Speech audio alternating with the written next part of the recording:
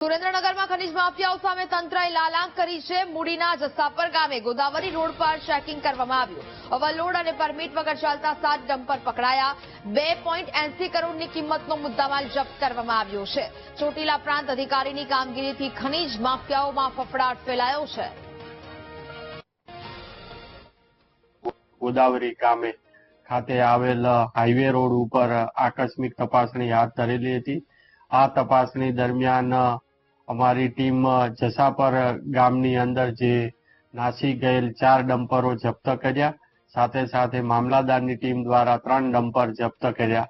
એટલે આમ મળીને કુલ 7 ડમ્પર તમામ ડમ્પર છે એ રોયલ્ટી વગરના અને ઓવરલોડિંગ બ્લેક ટ્રેપ એટલે કે કપચી ભરેલા હતા।